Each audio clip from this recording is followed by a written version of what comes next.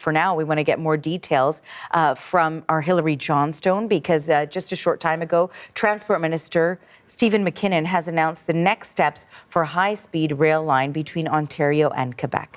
The minister confirming the first segment will run between Montreal and Ottawa. The CBC's Hilary Johnstone, again, I'm going to introduce you, was listening into that announcement and gives us some more details on that. That's right. And what we heard today from the Transport Minister, Arthi, was that he really tried to say over and over again that this is a feasible project, that this is something that will happen. It is something that the federal government intends to build.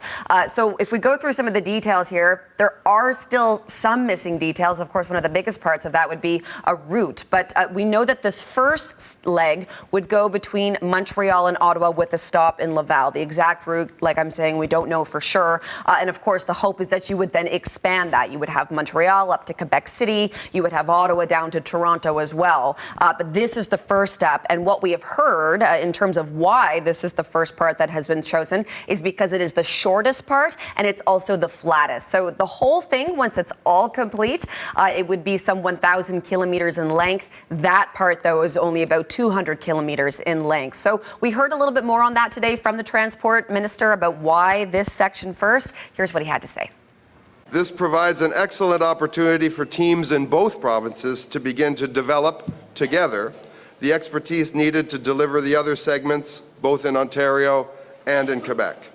And since this section is at the center of the future network, the other segments can be added to the west from Ottawa to Peterborough and Toronto, as well as to the east from Montreal to Laval, Trois-Rivières, and Quebec City.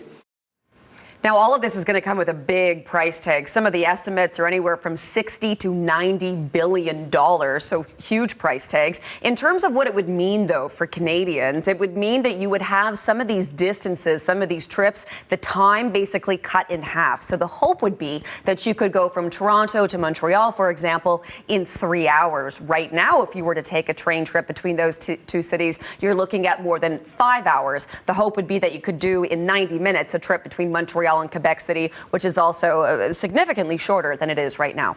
Okay, so a lot of people will be asking, when can I hop on this train? When will it be available? What's the timeline looking like? When can I book a ticket? Yeah, exactly. And we don't know the answers to those things. And there has been a lot of skepticism in this country in the past about high-speed rail because it's been spoken about in the past, but then nothing comes of it. And the minister did try to get into some of that today. In terms of when, though, this might actually be started, 2029 is the current hope. So 4 years from now when you would start that initial segment. But then some of the estimates is that each segment could take 7 or 8 years. So we are still a long way off from you being able to go and book a ticket to get on one of these trains. And we spoke a little bit about that with an urban planner. Here's what she had to say. But I think it's a good estimate that I think needs to be constantly updated, because I think both the community engagement, working with the municipalities, and all the technical conditions and the engagement with the Indigenous communities will really be best equipped to determine if that is the right timeline, to be frank. It's hard in this day and age to be super accurate about that timeline.